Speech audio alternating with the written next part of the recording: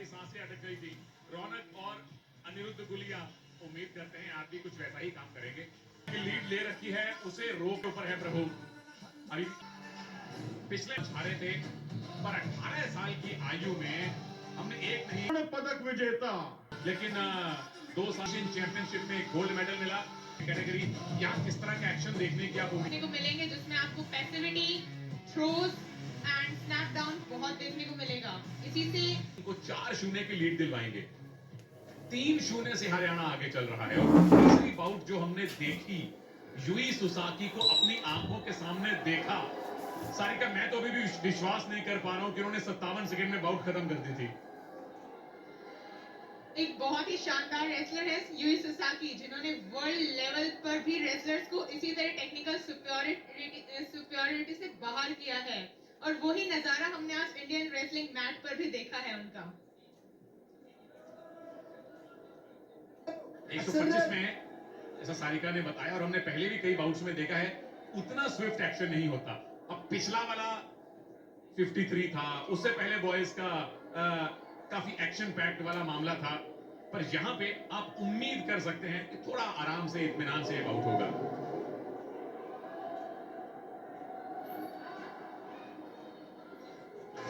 दोनों रेसलर्स अपनी पकड़ बनाने की पूरी कोशिश कर रहे हैं। अनिरुद्ध गुलिया अपने गर्दन में हाथ लेके स्नैप डाउन की कोशिश कर रहे हैं, और इसी के साथ रेड रेसलर्स को वार्निंग मिलती है कि आप एक्टिव रहिए, वरना आपके खिलाफ 30 सेकंड का एक्टिविटी टाइम चला दिया जाएगा।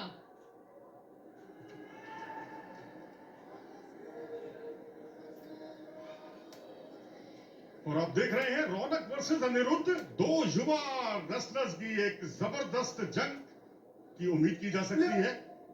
और यहाँ सारिका ये मानना होगा कि मुकाबला बेहद रोमांचक बनने वाला है, क्योंकि इनका रिकॉर्ड कुछ ऐसा ही बयान करता है। हाँ जी मनोज, बिल्कुल इनका रिकॉर्ड यही बयान कर रहा है, और ये मुकाबला बहुत ही रोमांचक होने वाला है। दोनों रेसलर्स अपनी पकड़ बनाने की पूरी कोशिश कर रहे हैं।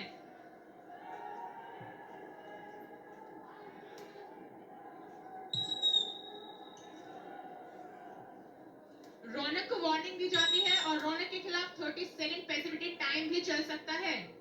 और ये एक्टिविटी टाइम शुरू हुआ रौनक के खिलाफ, और अब यहाँ देखना दिलचस्प होगा, रौनक के आक्रमण का इम्तिहान है।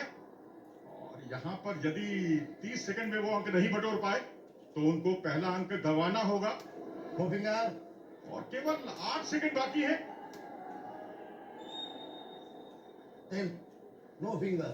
यहाँ पे अनिरुद्ध गुलिया को वार्निंग दी जाती है कि आप फिंगर ना पकड़ें, क्योंकि रेसलिंग में फिंगर पकड़ना फाउल माना जाता है। जी हाँ, बिल्कुल, फिर इसे बहुत ही संवेदनशील भी माना जाता है। और अनिरुद्ध को मिला इस मुकाबले का पहला अंक। तो अनिरुद्ध छकाने की भी बहुत कोशिश करते हैं, ऐसा लगता है कि वो पट लगाने की कोशिश कर रहे हैं, लेकिन कदम खींच लेते हैं। ये आखिरी क्षणों में जो बदलाव करते हैं रेसलर्स, इसका कितना फर्क पड़ता है सारिका? इससे रेसलिंग में काफी फर्क पड़ता है, क्योंकि रेसलर्स कई बार सिर्फ अटैक दिखाते हैं दूसरे रेसलर को कंफ्यूज करने के लिए। ये रेसलर्स एक स्ट्रैटेजिकल मूव करते हैं ताकि वो अपना अटैक अच्छे से बना पाए। तो एक बार फिर आमने सामने की ये जंग, 125 किलोग्राम का सुपर हेवीवेट वर्ग का ये मुकाबला।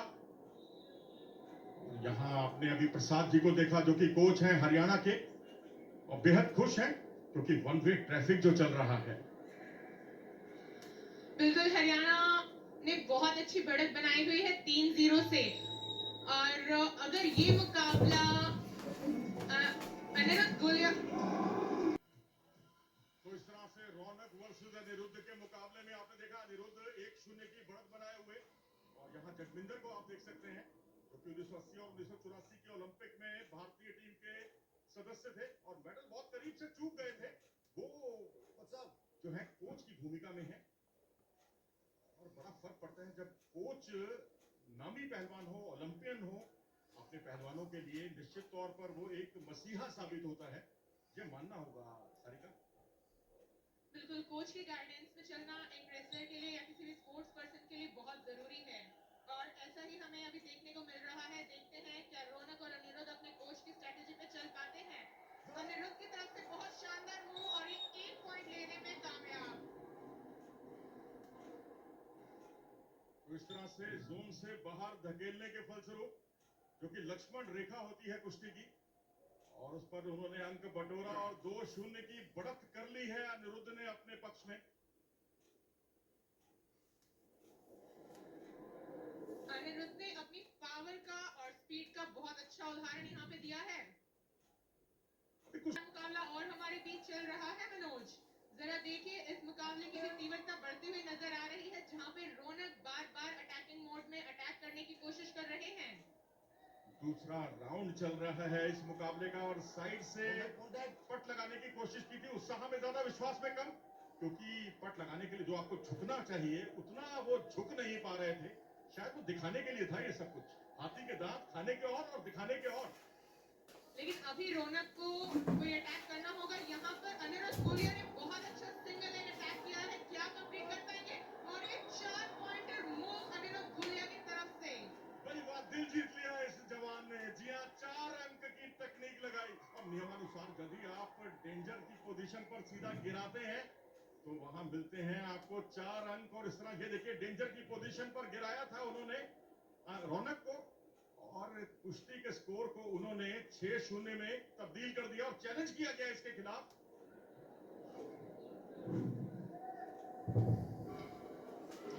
क्योंकि क्या लगता है, क्योंकि डेंजर पोजीशन पर ही गिराया गया था उन्हें, पट किया था, लाजवाब था, और डेंजर पोजीशन पर रौनक को गिराया था। लेकिन रौनक ने भी ये देखिए कमर के दाव से अपनी ताकत को झोंका, और यहाँ पर 2 अंक का इशारा नहीं हुआ, उसी के खिलाफ ये प्रोटेस्ट किया गया है। हाँ जी बिल्कुल, इस 2 अंक के इशारे के खिलाफ ये प्रोटेस्ट किया गया है, क्योंकि ये जोन के अंदर से एक्शन है। अब ये आखिरकार ये 2 अंक दिए जाएंगे या नहीं? Action executed by challenge lost हुआ। 4 point इस तरह plus से 4 अंक बिल्कुल वैध माने गए।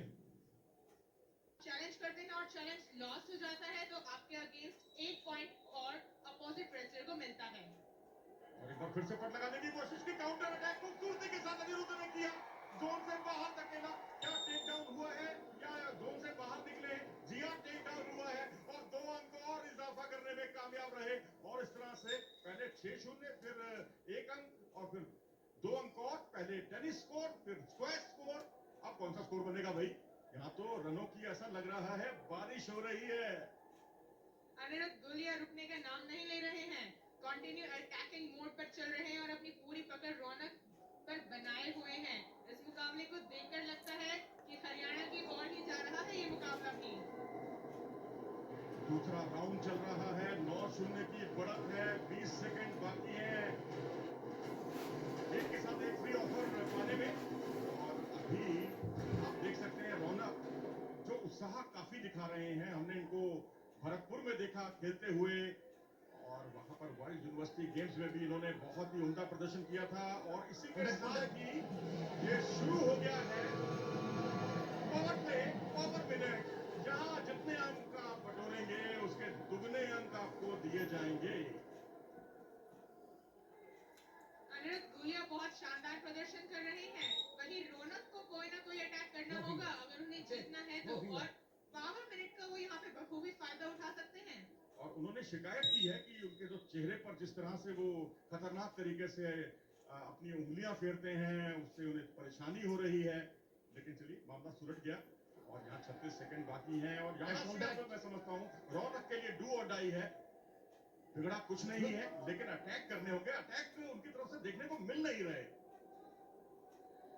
रौनक को अटैक करना होगा अगर उन्हें जीतना है तो, लेकिन जिस तरह से अनिरुद्ध गुलिया उन्हें कहीं पर भी अटैक करने का मौका नहीं दे रहे हैं, एक पूरे माइंडसेट के साथ और स्ट्रैटेजी के साथ यहाँ आपको अनिरुद्ध गुलिया इस मुकाबले को डोमिनेट करते नजर आ रहे हैं। और इसी के साथ अनिरुद्ध गुलिया ने डिफेंस करके और पीछे आके 2 पॉइंट और स्कोर किए। तो 2 अंक बदल गए हैं 4 अंकों में। 9 से बढ़कर स्कोर हो गया 13 का, और ये 13-0 से बढ़त